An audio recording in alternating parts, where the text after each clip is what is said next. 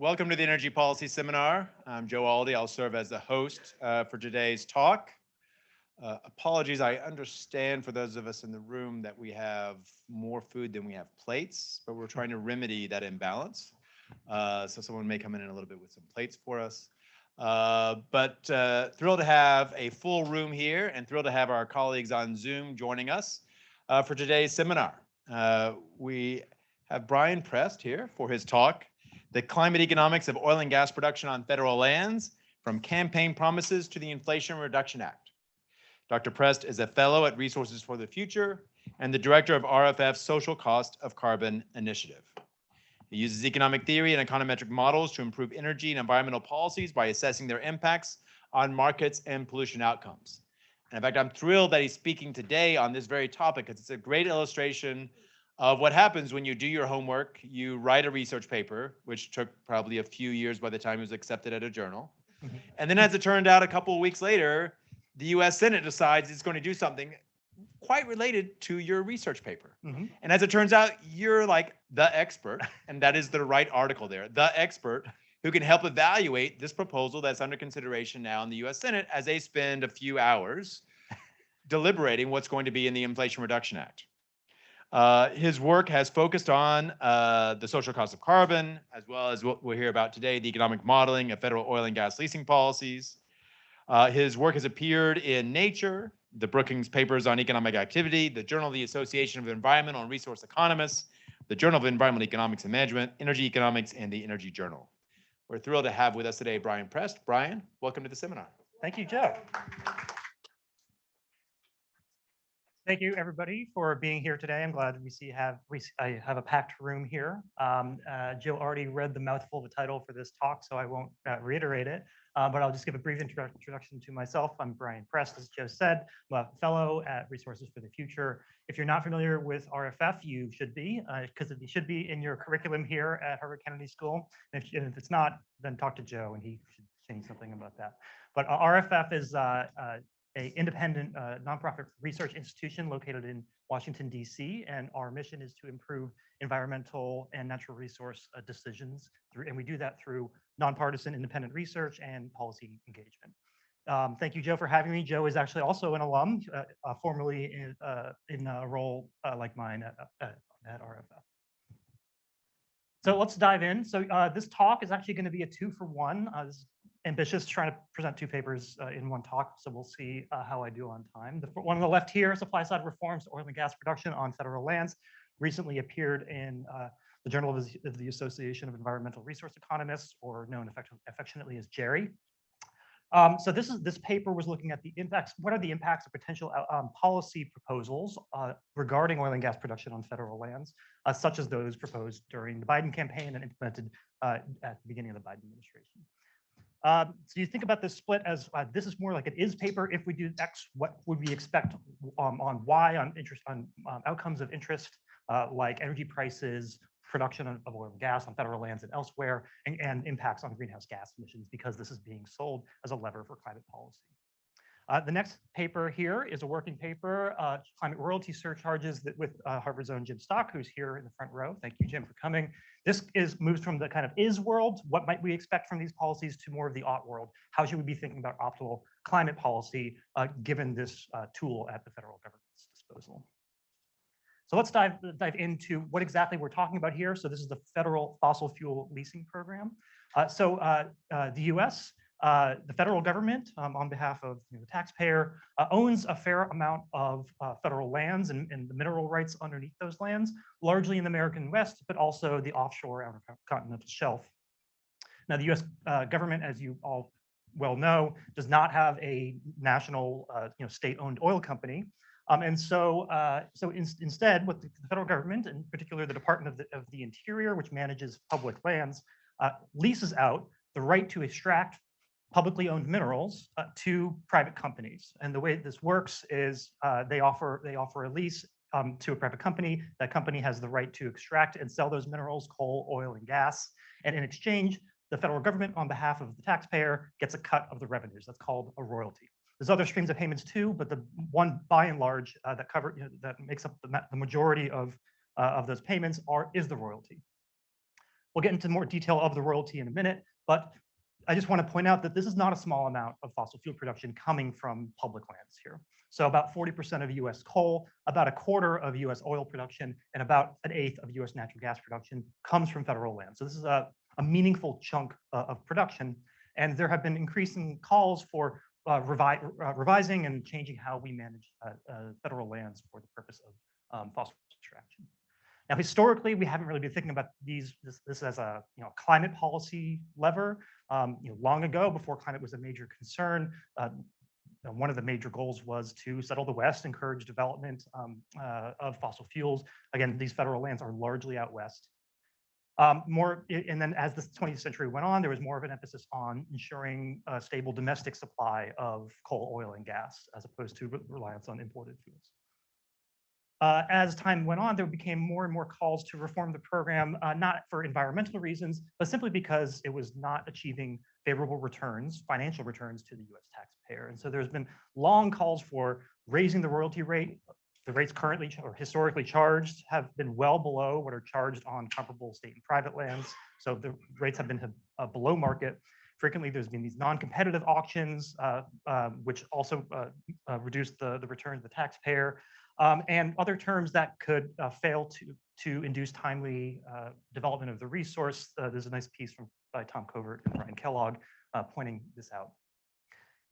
Environmental concerns have been at play, but these have largely been historically local environmental concerns. For example, orphan wells. Wells where a company just abandons them or goes bankrupt and there's no one left to decommission and clean them up at the end of their life. Maybe they're continuing to leak methane into the atmosphere too, but generally, just lack of responsibility for these. And generally, the idea was that companies put up a bond that's meant to cover the decommissioning costs. So if they do walk away, that bond can cover them. But by and large, the amounts required, the amount of bonding need to be put up tends to be very, very small and not adequate to actually cover those costs. Now, more recently, climate concerns have come into play. So, if we're thinking about maybe a whole of government approach to, tackling the climate problem, some people have said, well, maybe we really shouldn't be using public resources, public lands as a mechanism to facilitate fossil fuel extraction. And so, what should we do to try to, to what extent can we use public lands as a tool, as a policy lever to combat the climate problem? Now, economists have already started to weigh in. I already mentioned the Covert and Kellogg piece on the fair return angle. Now, in the past decade or so, there actually has been more of a push to think about the climate impacts of federal fossil fuel production. See all these pieces, CEA, Council of Economic Advisors in 2016, Gillingham and Stock 2016, and so on. All these, and then our data 2016, except for the Gerard and Reeder and Stock piece. All of those are thinking about coal extraction. As I already pointed out, 40% of US coal comes from federal lands, and coal is the dirtiest of the fossil fuels. So naturally, there has been a focus on coal. Of course, what's happened over the past 5-10 years or so is the demand for coal has just cratered. Coal plants have shut down, coal mines are shutting down. And so as a result, there's not really a demand for new leases of coal on federal lands. And so that question has become, to some extent, moot. And so so that's where these papers come in. These papers are about, well, how should the previous focus was on coal leasing policy as a climate tool. How should we be thinking about oil and gas now that the coal is not really an issue anymore? So let's dive into the details of the oil and gas leasing program. I already alluded to the royalties. So this is the key lever here. The onshore royalty rate for 100 years or more has been governed by the Mineral Leasing Act. And that Mineral Leasing Act here's directly from the United States Code. It sets for onshore oil and gas development a royalty rate, so they get the percent of the revenue from oil and gas sold that is given to the taxpayer. It sets a minimum, a floor, at 12.5% of the value of the production. But it doesn't set a ceiling. It just says, interior, you can't charge less than 12.5%. Now, about 10-15 years ago, there was a similar policy for offshore oil and gas development, but they raised the royalty rate for similar concerns that I already cited to 18.75% for the most part. So there's been naturally calls to do the same for onshore oil and gas development. Now, there's two ways this could happen. One is by a change in legislation by Congress. The alternative is because, again, this is a minimum, not a maximum, the federal government the administration could decide to opt to charge a higher royalty rate. say that 18.75% that's been called for. But all of these are about, these discussions about royalty rates are about fair return, and climate plays no real direct role in this discussion. And so that's where this paper comes in, is what could we do from a climate perspective on federal lands to try to mitigate greenhouse gas emissions. So just following kind of the history that Joe alluded to. So we rewind a couple years to the presidential campaign. So this is just an example. Joe Biden came out with a 9-point plan for a clean energy revolution. Number one number one had about 4 things in it, but one of the 4 was banning new oil and gas leasing on public lands and waters. This is not just tweaking the royalty rate, which says no more new leasing. Now, one thing I want to point out is this new term. This is important because there's a whole lot of oil and gas wells out there pumping away today under existing leases that would not be affected by this because they have existing leases, they're already signed. A change in new leasing policy would not directly affect them. In addition, there are existing leases that have yet to be drilled that could still be drilled even if there were no new leases it's issued whatsoever. And we saw exactly that in 2021. So next, Biden comes in January 2021. There's a day one, January 21st, 2021, day one executive order that pressed pause on all new oil and gas leasing. And at the same time, so that was really what got the headlines, but separately, the same executive order directed the Department of the Interior to basically look into this program and say, is this program achieving what we want to achieve? And there's very specific language about one piece of this. So this is from the executive order, which was not very long, but it had this specific language. It said, in conducting this review of the program, the Secretary of the Interior shall consider whether to adjust royalties associated with coal, oil, and gas developed from public lands. And this is the key phrase, to account for corresponding climate costs. So this is not, whether we should get a fair return on the resources. This is saying we should think about adjusting the royalties to account for climate costs. To me, as an economist, this is starting to sound a little bit like carbon pricing, Pigouvian taxation, except restricted only, to federal leases, which is, a subset of the market. So just kind of thinking about how can the federal government, under existing law, maybe shoehorn in some type of carbon pricing as part of the terms of new leases issued for oil and gas development on public lands.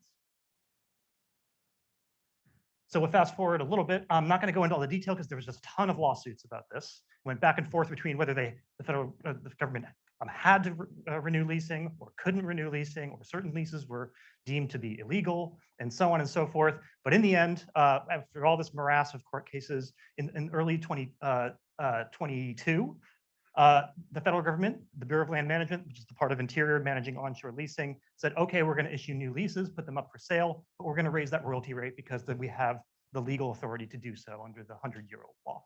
That put a minimum, but not a maximum royalty rate. Again, this is not really explicitly a climate thing. This is a more rooted in the long calls for achieving a fair return on these resources. Okay, so that's one step towards making leasing of oil and gas less profitable. And then we saw kind of a 180-degree turn in the Surprise Inflation Reduction Act in July when they announced we have a deal, and this was something that no one saw coming, but we're going to renew oil and gas leasing. And specifically, we're going to resurrect oil and gas leasing and tie it to renewable development on federal land. So if the administration wants to develop wind and solar on public lands, they also have to offer up oil and gas leases for sale in the same year, and a certain amount at that. Okay, so this was a resurrection of oil and gas leasing after this kind of pause and this back and forth.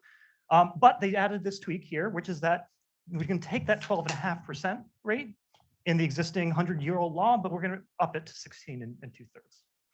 And further, there's a little bit more wiggle, a little more nuance here in that for the next 10 years, it's exactly 16 2/3, no ability to go above that. It's not a floor, it's a precise rate. After 10 years, it becomes a floor. That's nuance. But the bottom line is that the Inflation Reduction Act says we're going to resurrect leasing, but at a higher royalty rate. Not as high as 18.75, 16 2/3, but it's something. All right, so just that gives you the landscape of the kind of policies that are in play as part of this discussion. On the left side here, the kind of most extreme one that has been floated, which is just a shutdown of new leasing. Again, existing leases unaffected, but new leasing is going to be wound down. On the other extreme is kind of where we are today, which is we're going to resume leasing oil and gas on federal lands, but we're at a higher royalty rate. And what was left unaddressed in all of that back and forth was what was in the original executive order was accounting for climate costs. That's in neither of these things, at least not explicitly. And so that's where I'm going to talk about this idea of a carbon fee instead of changing the percentage cut that the federal government gets. Maybe we should think about charging a fee, like kind of like Pigouvian taxation, but only for the federal leasing subset of the market. And then the question in this paper is, what might we expect the effects of all these policies be on emissions, greenhouse gas emissions, on energy prices, on production, on federal lands, and elsewhere. Okay, so let's take a step back. We'll go to our Econ 101 class and say, okay, well, if we're thinking about what we would want to, how we would want to apply a general economy-wide carbon price, well, often we want to think about setting it based on the social cost of carbon. Quick show of hands, how many people know what the social cost of carbon is? Great. So the interim estimate for the social cost of carbon is currently used by the federal government is $51 per ton of CO2. And so we want to think about setting a fee commensurate with that level. So what would that mean for oil and gas production if we're applying it on the supply side, in terms of dollars per barrel equivalent? Well, let's just walk through a quick calculation. Oil, so this is a kind of a standard emissions rate. This is largely the downstream emissions produced by burning a barrel of oil is in the ballpark of 0.4 to 0.5 tons of CO2 per barrel of oil.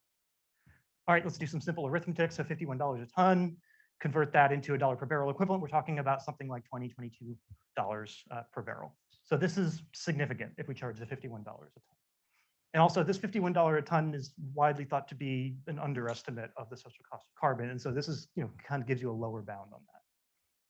Price of oil today is in the ballpark of $100. So this is something like a 22% surcharge if we wanted to think about it in terms of a royalty charge, what percent of the revenue we might be charging. So that's a significant chunk of the price of oil that would be charged. For gas, it's even more extreme as a percent of the price of gas, largely because the price of gas is low. So emissions, we do the same kind of calculation, $51 times the emissions rate. We're talking about more than $3 per 1,000 cubic feet of gas. For reference, the price of gas recently is in the ballpark of $6 per 1,000 cubic feet. For a while, it was $2. So this is huge in terms of, relative to the size of the price of natural gas. Like 50% of the price of natural gas is what you would be thinking of charging if you're charging value commensurate with the social cost of carbon. So you might expect these to have pretty big impacts if we were to do this. Okay, so what is the policy mechanism? If we were to charge these large adders or surcharges in terms of higher royalty rates, well, it's a very simple flow chart here demonstrating the kind of Econ 101 effect. We incorporate the climate costs into royalties. That makes drilling on federal leases more expensive and less profitable. So we see fewer new federal wells drilled. That amounts to an inward shift of the supply curve from federal lands. That is therefore leads to an inward shift of the global supply curve. Intersection between supply and demand that pushes us up the price and moves us along the demand curve, lower overall consumption of oil and gas, and lower emissions. Basic, kind of Econ 101 story. But there's a wrinkle. We're only charging it on federal lands and not on all of the rest of production or imports. And so this piece right here has a secondary effect. The price of oil and gas increases. Operators on state and private lands, for example, and in other countries, don't have to pay this royalty surcharge or a carbon fee. And so all they're seeing is a higher price for their product that makes their production more profitable. And so you see an offsetting increase in production on non-federal lands and elsewhere. And so this leads to a substitution effect, substitution of production from federal lands to other sources. And it leads to what is often called in economics leakage. Now this leakage, because we're still restricting the lower supply curve, we're still seeing a net shift in inward of supply and a reduction in quantity demanded. And so we're still seeing an overall reduction in oil and gas consumption, but it's not one-for-one with the amount that we've shut in on federal lands. So the question is, how big is this? on net, what is the effect of this policy on global greenhouse gas emissions net of this leakage or substitution effect? And so this is what the Prest 2022 paper in Jerry was all about. It drew from my previous work on the economics of oil and gas in the US. And I'm just going to present this model in a kind of flowchart form rather than all the equations.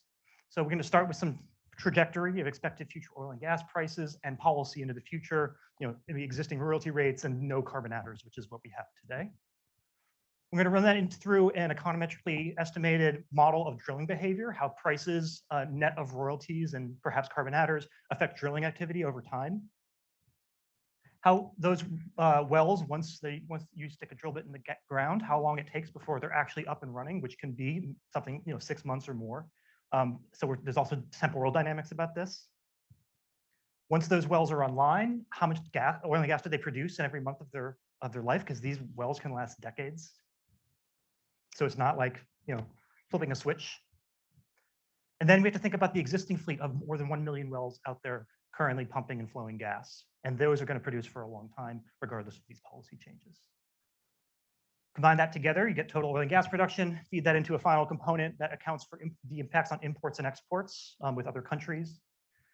And then for any change in the policy in box one, increase in royalty rates or maybe imposing carbon adders, we can iterate on this model to see how much oil and gas prices have to rise.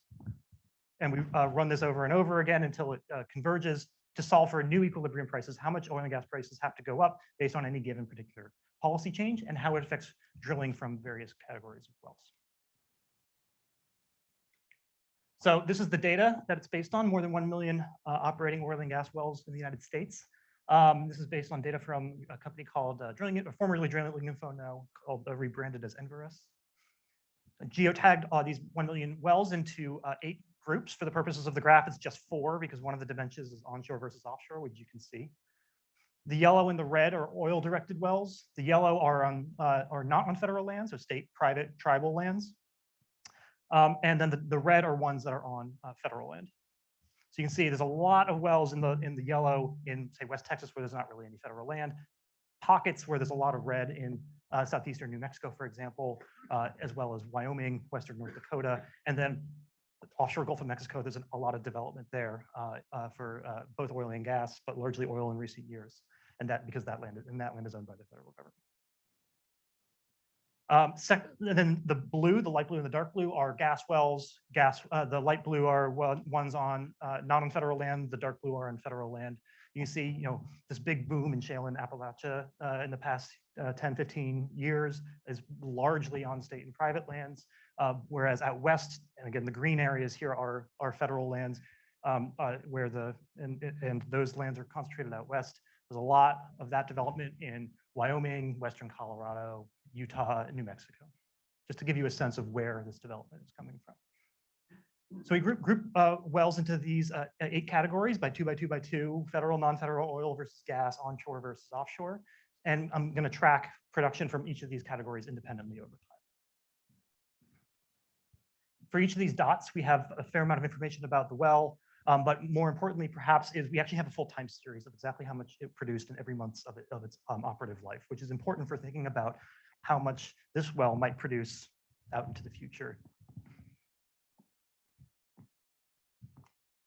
So the step one, so I've broken down the production process into 3 steps.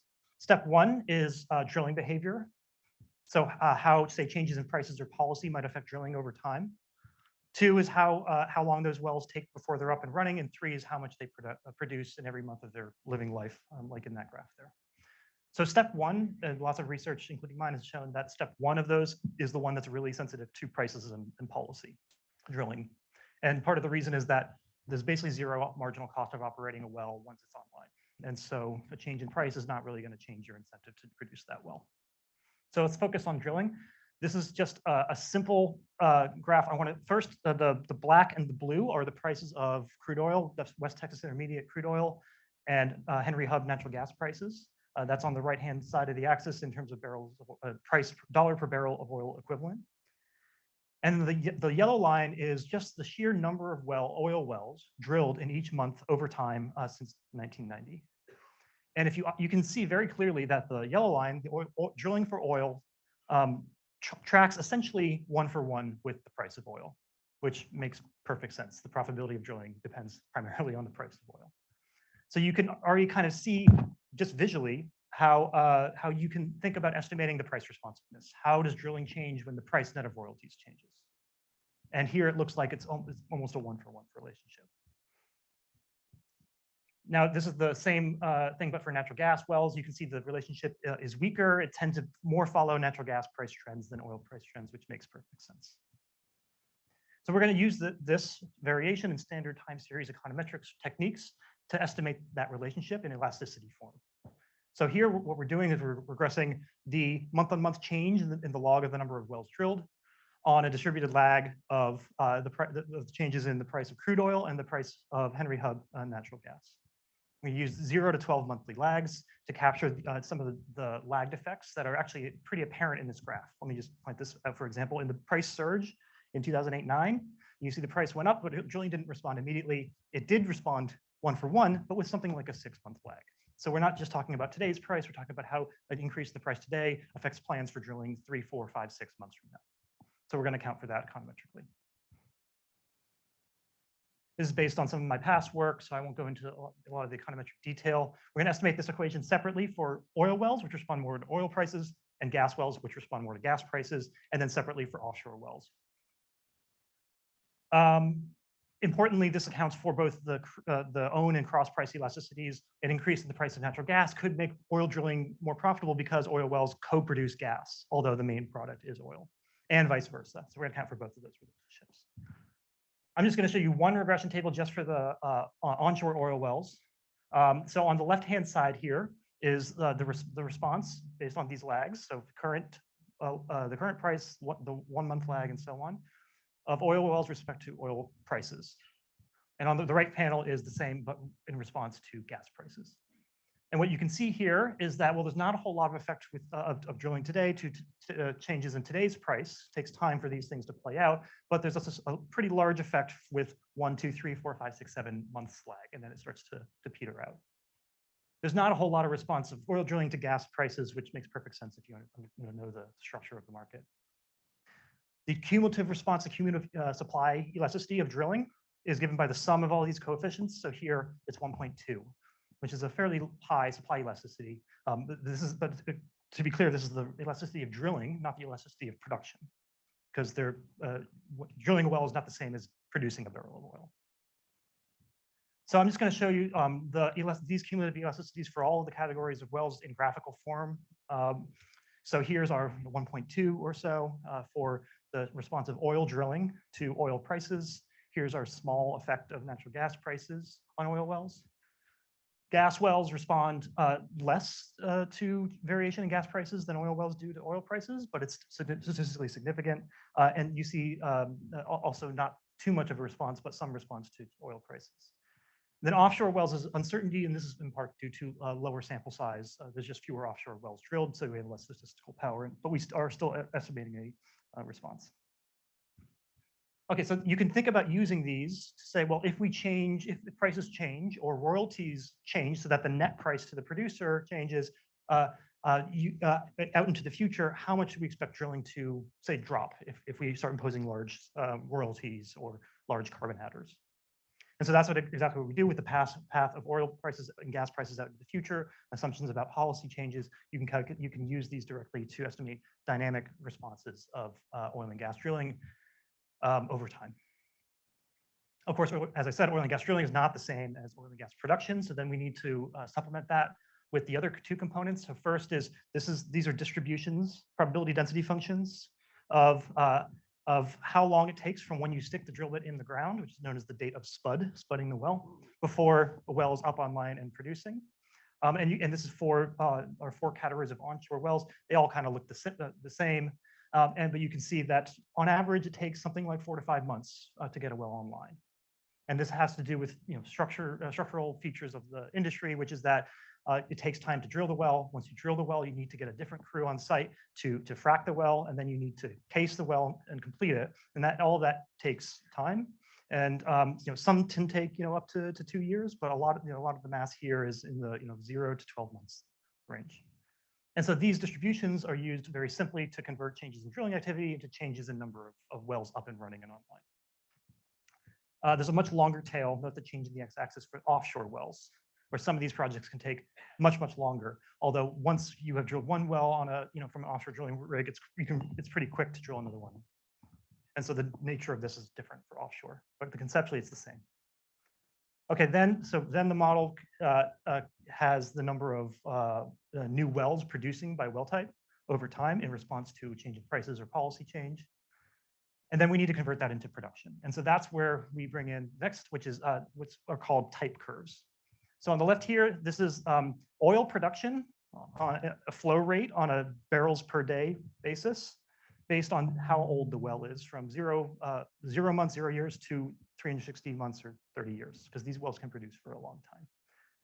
So just focusing on oil wells on federal land, these guys can produce a lot. This is the average well over the past 10 years or so, 700 barrels a day of production. That's a lot compared to historically.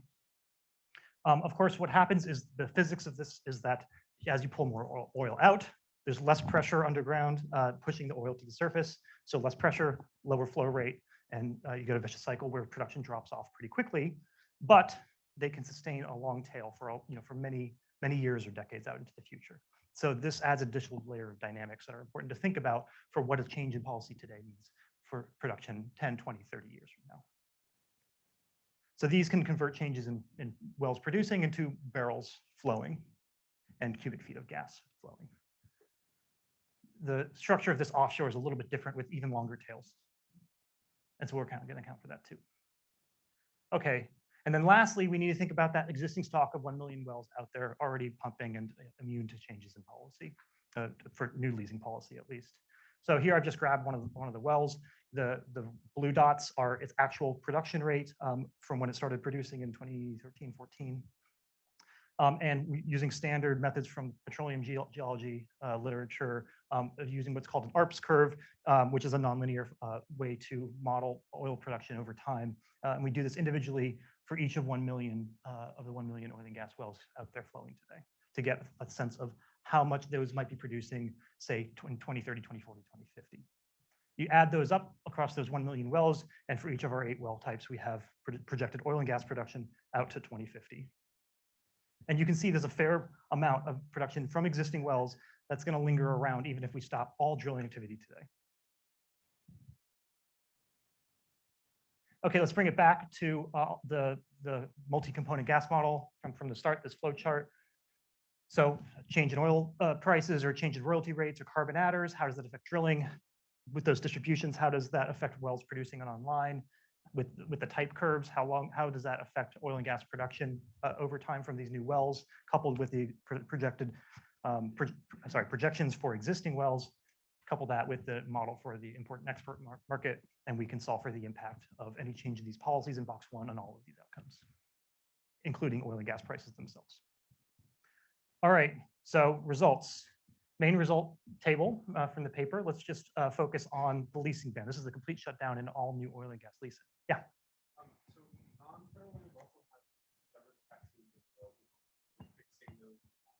Exactly, no change. Yeah.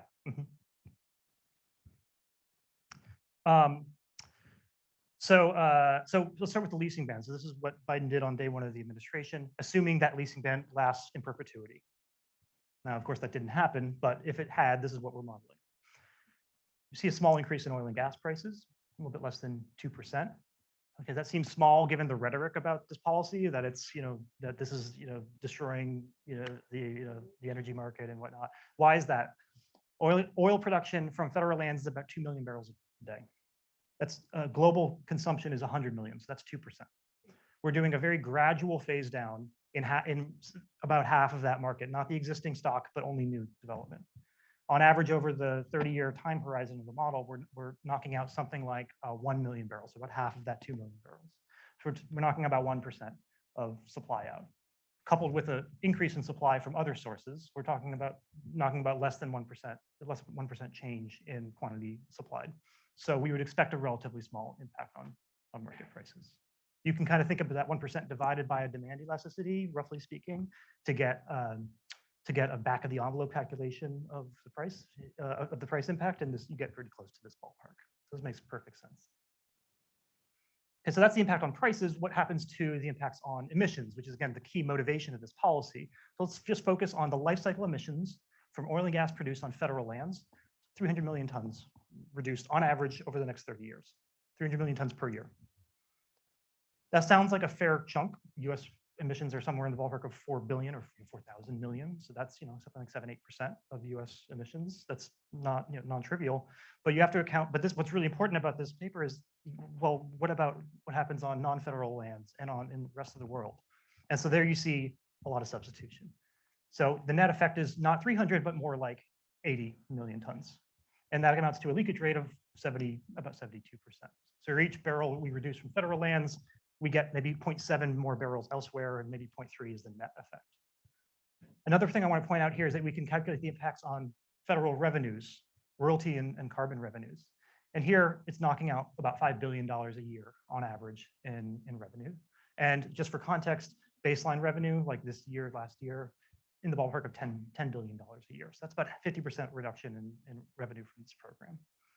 So that's non-trivial.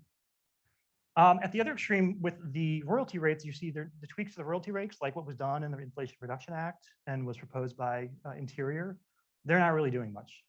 We're seeing net 4 million tons. That's pretty small.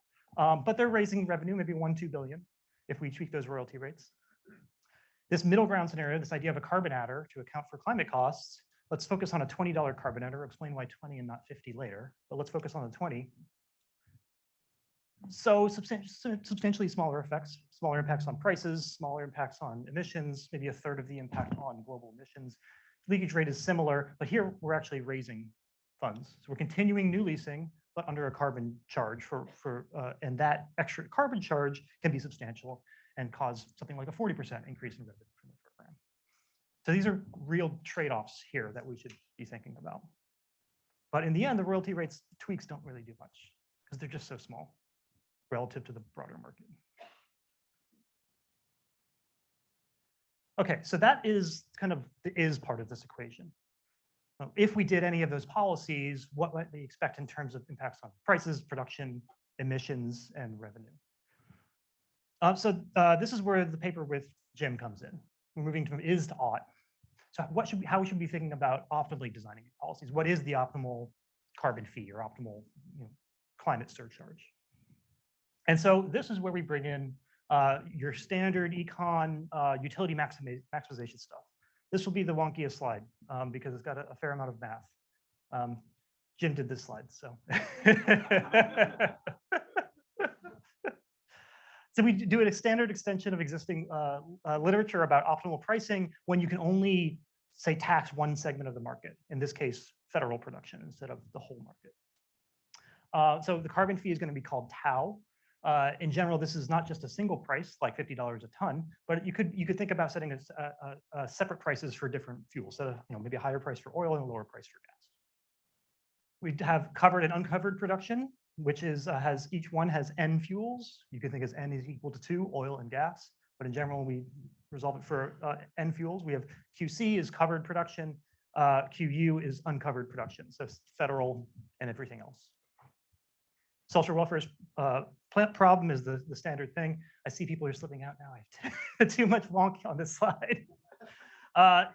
Utility function is just like the market demand, the market value of that, not market value, sorry, the value to the market of the goods. So think of this as kind of like the demand minus the cost of producing that oil and gas from covered sources and uncovered sources. The only difference between those two is that the tau, the carbon fee, affects covered sources, but not uncovered sources. And then this D term is the environmental damages associated with the emissions produced. And so we're going to do our standard first order conditions and solve for the optimal tax. And you get this nice equation. This is actually a matrix inverse, but roughly speaking, you can kind of think of it as if we raise the tax a little bit, how much are we going to reduce total global emissions, tote? Roughly speaking, divided by how much it reduces direct covered emissions, so federal lands. So this is kind of intuitively corresponding to the leakage rate in that previous table of something like 70% leakage. But it's actually it's not the leakage rate. It's actually the 1 minus the leakage rate. So how much are we actually reducing emissions on net? So not 70%, but more like 30%. Now this is a matrix inverse, but in a special case where all the off diagonals of these matrices are 0, you get a nice simplification where the tax for a given fuel I, say oil, is 1 minus the leakage rate for that fuel, so maybe 30%, times theta, which is the social cost of carbon. So maybe we want to be charging something like 30% of the value of the social cost of carbon. That would be economically optimal approach here. We also do the same calculation, but say, well, what if we can't charge a carbon fee, but we can increase the royalty rate, the percent charge? What's the optimal royalty rate? And you get a similar equation on the bottom right here. We can solve, given the model, we can calculate what that optimal royalty rate will be. Now, in the paper, we actually derive these using the outputs of the model, but I just do want to do a simple calculation that ballparks the right example from the more kind of rigorous approach and see how the simplified equation does a good job at getting us to the right number here. So previously, we walked through the impact of what we should be thinking about setting an economy-wide carbon fee. So that didn't account for leakage because it's economy-wide. There's no leakage if everyone's paying the fee. But what if we have leakage and we're only taxing production on federal land? But we're accounting for that leakage in kind of the optimal solution. All right, so let's stick with our $51 a ton social cost of carbon. Our leakage rate is something like 70%. So, so it should be something like 30% of that $51. So we're talking about $14 a ton charge. That's roughly speaking kind of in the right ballpark of the optimal with this very simple equation. As I already alluded to, this $51 a ton is widely thought to be an underestimate. If you redo the calculation underlying the $51 a ton, but with an updated discount rate, which there's a lot of consensus about changing the discount rate. The discount rate underlying this number is 3%. There's a lot of consensus to updating that to 2%. If you do the exact same thing, but use a 2% discount rate, 51 becomes 125. So what if we use 125? Same calculation, we're talking more like a $35 a ton carbon charge. So depending on your preferred social cost of carbon, we should be charging maybe somewhere in the ballpark of $15 to $35 a ton. That's why, hence the focus of $20 a ton in the previous results rather than the full 50. Okay, so with this in mind, 14, 35, what we did is we ran the model not just for these two, but for a whole bunch of different social cost, whole bunch of different potential carbon charges. And we looked at the impact on overall emissions, and we looked at the impact on revenues from this program. And that's what this figure is showing you. We charge the same carbon fee for oil and gas. Let's focus on revenues first. So that's the green line here on the left axis. If we charge no carbon fee, we're at the baseline kind of no policy scenario, something close to $10 billion a ton a year. As we increase the carbon fee, we're bringing in more revenue because we're actually charging the fee, but at a decreasing rate. This is kind of standard, sometimes called like a Laffer curve type effect, where you're charging more, but on a lower base as the industry contracts. We're seeing this kind of odd shape, and it's because of the fact that in this scenario, we're charging this same fee for oil and gas. And as I already talked about, a given fee is a much bigger deal for natural gas than it is for oil because natural gas has such a low price to begin with, it can be easily knocked out by a given fee. And so you see this revenue bend down. So at a higher carbon fee, we're actually bringing in less revenue as the federal gas industry gets basically wiped out.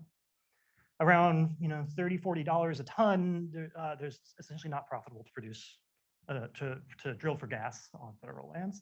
And then all that's left is the increasing fee on the oil industry on federal lands. And so you see a similar kink in the emissions reductions. So the blue line is higher emissions, higher means more emissions reductions. And we've normalized it as a percent of how much would be achieved by a complete shutdown of new leasing. That's the full shutdown scenario. And what you can see is you need to charge a pretty high carbon fee, something like $80 a ton before you get close to approximating what would happen from a complete shutdown of new leasing. So if you think about this not in terms of charging a carbon fee, but charging a surcharge, a percent charge, an increase in the royalty rate, we do the same thing here. So no increase in the royalty rate is 0. And you can have a much smoother impact because it kind of normalizes the impacts on oil versus gas as a percent of their baseline prices And so it has less of an effect on gas because you're no longer kind of weighing it down with a higher fee. And you have a much more linear, straightforward effect on emissions reductions. And then finally, I said we thought about, well, you could think about charging a different fee for oil versus gas. That might be more optimal given these different dynamics between the two fuels. And so we did that too. And that produced these two tables. The top one is the impacts on revenues. This is the change in revenue relative to the baseline. And it's in a, presented in a heat map form. So you can see that if you want to actually just maximize revenue, then we want to be somewhere around here. So here we're charging a lower price for gas, higher price for oil. So if this 40 is higher than the 14 or the 35 for oil, but lower for but the gas fee would be lower because of its higher sensitivity. And the impact on emissions actually are pretty similar to the $20 across the board fee, which was 29 before, now it's 31. It's pretty close. So that's if you're just thinking about fair return, maximizing the return to the taxpayer. But what if we actually want to do welfare maximization? We want to think about economically efficient, optimal carbon fees for this sector. And that's what these two blue cells, like $50 a ton carbon SCC values and $125 a ton SCC values. And here you can see that at the higher and perhaps more justified carbon price, then there's more kind of balance between, higher social cost of carbon, there's more balance. I'm gonna charge maybe $40 for oil, but a lot higher for gas, because maybe we want to actually knock out that production. Whereas under revenue maximization, we don't really, because we want to keep it alive so we can tax it. So these are, again, suggesting kind of prices in the ballpark of maybe $30, $40 per ton if your social cost of carbon is $125.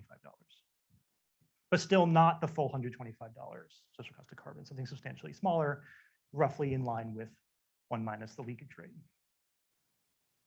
Okay, so as Thomas Jefferson famously said, can we get back to politics? Back to the Inflation Reduction Act. So again, resuming oil and gas leasing on federal lands was a key to getting the Inflation Reduction Act passed, but at this higher royalty rate. So what does this mean? After the announcement happened, it looked like it was basically a done deal without a whole lot of external input into this. There was backlash to it. So here's Center for Biological Diversity. They called it, I think that was the day that the deal was announced, they called it a poison pill that will destroy a livable climate. It's a very strong backlash to this, and some were arguing it should sink the entire law. And they rallied 350 different groups to oppose it. The question is this true? And this is what Joe was alluding to, is that there were 3 major groups out there putting out estimates of emissions, the emissions impacts of this legislation. They were the Rhodium group. I think you're going to hear from Rhodium soon, right? Next week? Yeah, great. So they did some great work. Energy Innovation also put out numbers, and the Princeton Zero Lab put out numbers about the impacts of the bill writ large on greenhouse gas emissions. And they're all roughly in line in something like 1 billion tons reduced per year by 2030. But none of them had oil and gas leasing at the level. And so they were scrambling a little bit, which is fine. It's not, they didn't see this coming. I didn't see it coming either. But luckily I had a tool built and ready to try to answer this question. What would the likely impact of these provisions be in terms of what would the emissions impacts of these specific provisions be in context of those larger numbers of 1 billion tons a year or so that were being put out there by those 3 groups. And so I was able to, in fairly short order, put out a blog post that based on some model runs that were tweaked from the paper to reflect some of the specific changes in the legislation, in part the different royalty rate. And so this is a kind of a key graph in the blog post. And so a key question here is relative to what?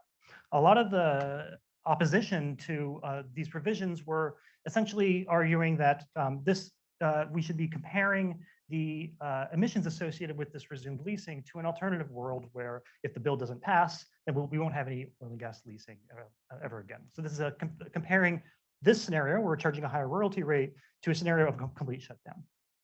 And I think a lot of people kind of took that for granted as that's the right comparison. I don't think that is the right comparison because, as I already said, there were existing court orders requiring the Biden administration to go forward with new oil and gas leasing. And then there was this additional wrinkle, which is what is the right comparison in terms of the royalty rate? Is it the BLM proposed royalty rate of 18.75, which they had actually went forward with before the IRA deal was announced? In that case, this, the new royalty rate, which is a little bit lower, 16 2/3, is actually more favorable. So you might expect some small emissions reductions, but as I said, emissions increases from the lower royalty rate. But as I already showed, the royalty rate tweaks don't really do much. And so the impacts are really, really small, whether you look at US emissions or global emissions. If you compare it to the old royalty rate, 12.5%, set from 1920, then this higher royalty rate actually makes production less profitable. And so we actually would expect, okay, maybe some emissions reductions associated with that. But again, they're really, really small. So the impacts of that are really, really small. If you do compare it to a complete shutdown of oil and gas leasing, and you look at the global emissions and not just the direct US emissions, then you get a substantial number, non-trivial, about close to, on the high end, 100 million tons a year by 2030. But even that very high-end estimate, in context of the estimates of the impacts of the broader package, were 1 billion tons by 2030. So we're talking about maybe 1/10 or less, and that's a very high-end estimate, a 1/10 offset to the legislation writ large. And so that was kind of the key message that I was putting out there, and I was able to do kind of this rapid response work after this deal was announced. So I'm glad I actually have extra time for Q&A. I thought I was going to run over. I cut a bunch of slides last night. I could have kept them in, but oh well. I'll just give you a quick takeaway. So these carbon adders or surcharges would be a step in the direction of carbon pricing. So we think that might be good from an economic perspective, because they would partially, but not fully, internalize the climate externalities. They would cut emissions, maybe not as much as some might like, but they would generate non-trivial amounts of revenue. Impacts on oil and gas prices are really small, despite the rhetoric around this. But they still remain incomplete, because we're just looking at the impacts. We're just covering oil and gas production on federal lands, not state and private lands, and not obviously production in the rest of the world, which we can do little about unless we have, say, a carbon border adjustment.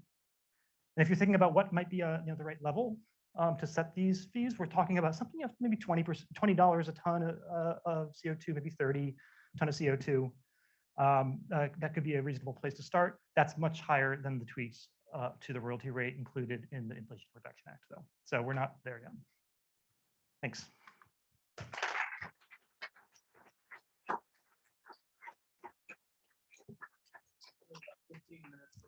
Great. Thank you for cutting out some of the slides from that.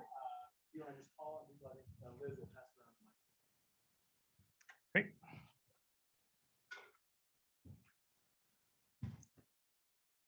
Hi, my name is Lucas. I work here at the Growth Lab. Just a very basic question. I wanted to understand the royalty rates and the increase from 12.5% to 16 2/3.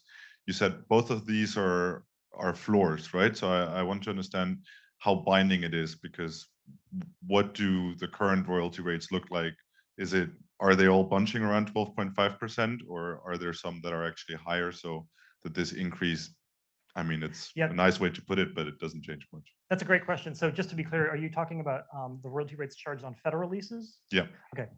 So for the past 100 years, the floor has been 12.5%, and the Bureau of Land Management has said we're going to use 12.5%. So I don't think there has been a single lease in 100 years, as far as I'm aware, that has been above 12.5. And how does it compare to the royalties that are taken on state land? So yeah, I should have mentioned this. I'm sorry I didn't. But yeah, royalties on state and private land tend to be much higher, and depends on what state you're looking at, but they tend to be somewhere between 18% and 25%. So 25, that kind of higher end, is twice what has been charged historically on federal lands. Okay, thanks. And then, sorry, you had a second part of your question. I had, but now I've forgotten it, and I want to answer it. Is about? Oh yes, the floor nature, the 16 2/3 number. And there's a little, it's nuanced, but the Inflation Reduction Act sets it at exactly 16 2/3, no higher and no lower, for the next 10 years. After 10 years, it becomes a floor. And so for the next 10 years, it is binding. After that, we'll see. Yep. So I guess following up from that question, given the 10-year requirement, do you see an adder being conceivably possible in those 10 years? Because it is different. It's a percent versus a dollar figure, but it's kind of could be seen politically the same. That's a great question. I think if they were to try to raise the royalty rate, the percent rate, with the climate justification, then that would not fly. I agree. I know some smart lawyers who think that there are other provisions in the law that, for example, require compensation for environmental damage, usually focused on kind of local environmental damage. There's a term for it that it's escaping me right now. But that could be a different inroad to a carbon price.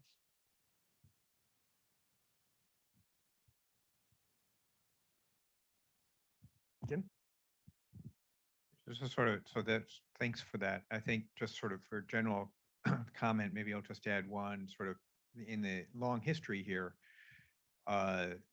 This is something that sort of was driven forward both inside and outside administrations as sort of an elegant carbon pricing solution that worked within existing law, could be done administratively. And I think that, sort of and there are lots of folks, this is essentially a CEA child that, grew up and ran into the challenge. If anything, maybe it's just like bad timing, because the gasoline prices were high, and there was an increased sensitivity in Congress and in the administration to having high gasoline prices. And clearly the mechanism behind why this works is just like a carbon price, it's just going to increase prices, and that's the mechanism. And so that had, I think, challenges in terms of it getting accepted. So, and now this whole, I mean, yes, there's the clever lawyers, but the reality is that historically these reforms to the Mineral Leasing Act have occurred about every 50 years, and we've done our reform.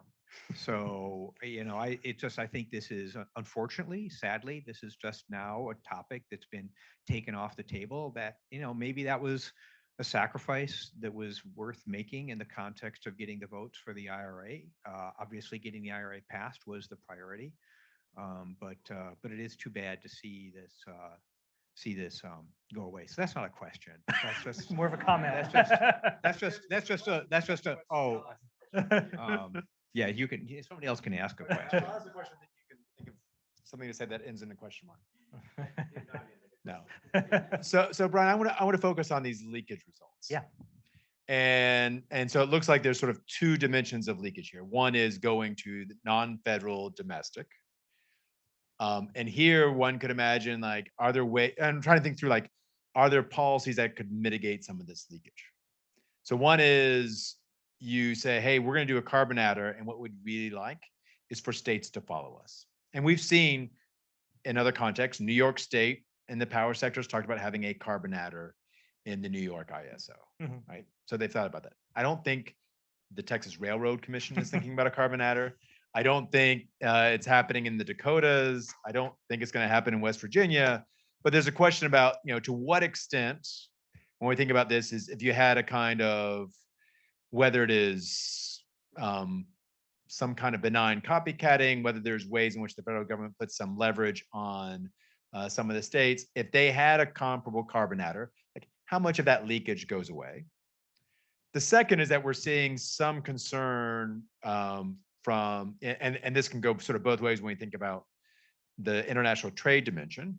Do we think about what we might do at the border on stuff we're importing, or what we might think about what some of our trade partners are going to do if they don't like our inadequate climate policy? So there was some discussion on this a couple of years ago, where, like, the French said they're not sure they're going to import our LNG if it's coming from gas production that's not satisfying certain standards on methane emissions. So I'm wondering if there's ways in which you could model certain policies on the international trade dimension that can mitigate this leakage, and just give us a sense of how much, not that you're able to do this computationally in your head right now, but just to give us a sense of, like, have you thought some about ways in which you might mitigate the leakage that gets in your OT paper a different number? And part of it could also be, like, while you're at it, is helping us think through, that 72% leakage. which I think may have been in your first paper, Mhm. is reflecting some combination of elasticities. Part of it is that some of these policies might influence those, what's going into those Yeah. calculations. But it also might be interesting to think through if there's anything beyond what I've described that starts to meaningfully modify how we might think about the application of those elasticities to your leakage estimates. Yeah, those are great questions. I think you maybe have more confidence than I do in the ability to influence the states like Texas to impose some of these. If they did, then yeah, and I could certainly model that. I think the bigger issue is the international trade component of this. Is that like a non-trivial chunk of that leakage is coming from additional imports or reduced exports. And so there we would really need something like a carbon border adjustment mechanism. The only way we can, I think, legally defend a carbon border adjustment mechanism is if we have a carbon price that's covers the entire relevant sector in the United States. So we need all of those, states on board in addition to the feds, or we would need an upstream carbon tax. And I think that's an upstream carbon tax on the oil and gas production in the US, which is probably not in the cards. So, I mean, if we could get those hurdles and get the carbon border adjustment, then yeah, we could absolutely mitigate leakage. The model is capable of thinking about the impacts of the different combinations of those. So I certainly could do that. But it seems like a big lift politically and legally for the carbon border adjustment. And I do want to highlight, you made a great point about the elasticity piece. So I showed you the 70% leakage number. I didn't really have time to dig into sensitivity analysis around that. So a key sensitivity is exactly what you're talking about, elasticities. So this used kind of a good, central, middle of the road estimate of the elasticity of demand for oil and gas. As we all know, historically, oil and gas have been largely inelastic, and the steeper is that demand curve, the less an impact, a shift in supply actually reduces consumption. That could meaningfully change in the future, where we actually have electrification of the vehicle fleet. Oil consumption could become a lot more elastic. And I actually have a backup slide here with exactly those numbers. So what if we scale up those elasticities? So I used a negative 0.2 demand elasticity in those central results. Let's bring it up to much larger. This is on the high end of the academic literature of like negative 0.5. And you see the leakage rate drops from 72% to 52%. And so this is a key uncertainty. And I don't think there's a good way to quantify it other than do kind of a high-low case. And so so that could change in the future. And finally, this number is not an exogenous number for us. The elasticity of demand for oil is influenced by policy. So policy could actually make this world a reality where we might have a lot of leakage.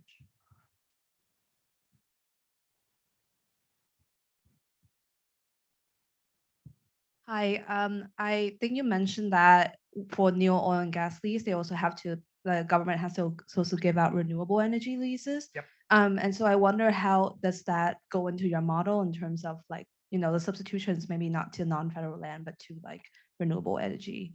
I'm just thinking in terms of like gas and things like that. Great question. It's not in the model at all. That provision arose after both of these papers were written, and so it's not in there at all. I don't know enough about the geographic distribution of wind and solar resources to know whether there is a lot of competition between oil and gas development and solar development. Maybe in states like New Mexico, but it's something we're thinking about. But it's hard for me to quantify that, at least not off the top of my head.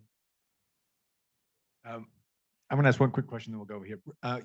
Can you estimate what is the sort of revenue maximizing rate at the state level? Oh. So you already mentioned how some of the states have higher rates than what we see at the federal. Mm-hmm. And some of the conversations I've had with people at the states, they're worried that as we decarbonize, a major source of revenues for the state, sometimes they're earmarked for, like, say, their education systems are going to go away. So one thing would just be interesting to get a sense of, like, are they optimizing right now? Or should they be thinking about different rates? And how would the optimal rate, like, would the optimal rate for them increase if you had a federal carbon adder? So I haven't answered that question. This graph is for not the state policy, but the federal revenue policy. And you can see that the revenue maximizing rate from the federal perspective is in the ballpark of 30-something%. So substantially higher from where we are today. Is that on top of? That's on top of Yeah, okay. the existing 12 and a half. Yeah. Okay. So more like 40 something. Okay. So that's quite high. Some of this is extrapolating a bit out, with these very high surcharges. That's maybe extrapolating a bit out of the historical sample of, the net prices. So I'd be a little bit, cautious about that. But, it seems like much higher. I think, I haven't done the state analysis, so I'm purely speculating, but I suspect you get the same result, is much higher.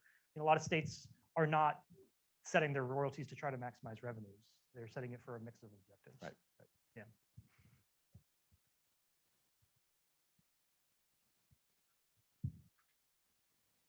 Thank you. Thank you so much for great presentation. I'm wondering how about the federal fossil fuel subsidy reform. I think we are gradually phasing out the fossil fuel subsidy reform by 2030.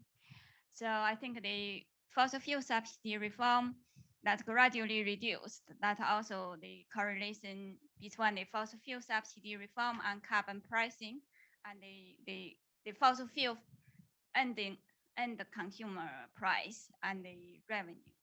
So, sorry, could you clarify which fossil fuel subsidies you're referring to? Are you talking about in the US or are you talking about abroad? Yeah, in the US. So I'm not very familiar with this fossil fuel subsidy reform plan in the US. So would you please explain? I would say most of the fossil fuel subsidies. So if you're talking about kind of things about like percentage depletion and stripper well tax credits and those kinds of things. Well, first of all, I don't really see much of action on that actually progressing in the future. But all of the explicit subsidies in the U.S. are pale in comparison to the implicit subsidies of not pricing carbon or under below market royalty rates. And so this seems like actually the bigger issue from my perspective than at least in the U.S. of explicit fossil fuel subsidies. Other countries, very different story, but in the U.S., I think this is like the bigger component. One more question. Thank you so much for that presentation. Found it super interesting. And I was wondering, do you have a sense of like the break even per barrel production price in the US for oil drilling? And are there conversations to potentially link the surcharge to global oil prices so that like when prices are extremely high today, you can maybe charge a higher surcharge so that oil producers are still able to make a profit and not lose money? That's a great question. So, well, the surcharge, if it's as a percent, already scales up, but one for one with the price of oil and the price of gas. Maybe, but so you could think about structuring surcharges. It scales up more than one for one for sure. And some states have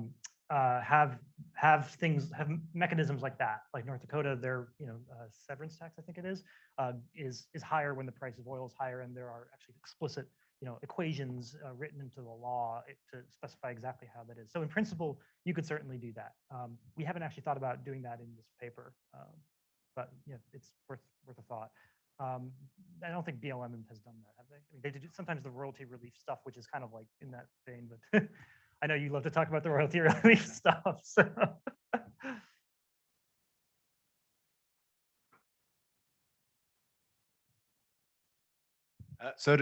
Before we wrap up, a reminder, we'll meet again at noon next Monday here. We'll hear from John Larson of the Rhodium Group, as Brian mentioned earlier in his presentation. John will be presenting on the analysis they did at the Rhodium Group on the Inflation Reduction Act, the modeling analysis on emissions for most of the package, except for these provisions. So please join us if you can, either in here for lunch or on Zoom. And finally, please join me in thanking Brian Prest for his presentation today. Thank you, Brian. That was great.